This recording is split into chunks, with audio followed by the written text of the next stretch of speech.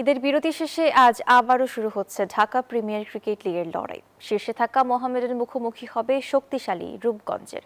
এই মৌসুমে প্রথমবার মোহামেডানের জার্সিতে মাঠে নামবেন জাতীয় দলের দুই তারকা নাহিদ রানা ও তাসকিন আহমেদ। তাদের অন্তর্ভুক্তিতে শিরোপা জয় আত্মবিশ্বাসী মোহামেডান কোচ মিজানুর রহমান বাবুল। ঈদের আমেজ কাটিয়ে আবারও মাঠে ফিরেছে ঢাকা প্রিমিয়ার লিগ। টুর্নামেন্টের ম্যাচগুলো অনুষ্ঠিত হবে 6টি ভিন্ন ভেন্যুতে। এই মৌসুমে মোহামেডানের জার্সিতে প্রথমবার মাঠে নামবেন জাতীয় দলের দুই পেসার নাহিদ রানা ও তাসকিন আহমেদ। তাদের দলে পাওয়ায় শীর্ষস্থান ধরে রাখার উপর আত্মবিশ্বাসী কোচ মিজানুর রহমান বাবুল।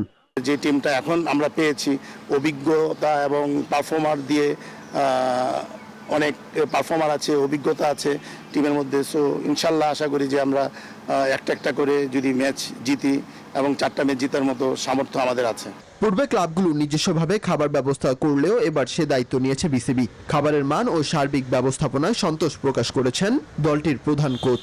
যুক্তরাষ্ট্রের 1 নম্বর জিম চেইন গোল্ড জিম এখন আবারও বাংলাদেশে। বসুন্ধরা আবাসিক এলাকা ও বসুন্ধরা সিটি শপিং মলে ক্লাব অ্যারেঞ্জ করতো খাবারগুলো। এই বছরই শুধু এই খাবারগুলো বিসিবি, বিশেষ করে লাঞ্চটা আর কি বিসিবি দিচ্ছে। সো এটা খুব ভালো ইনিশিয়েটিভ।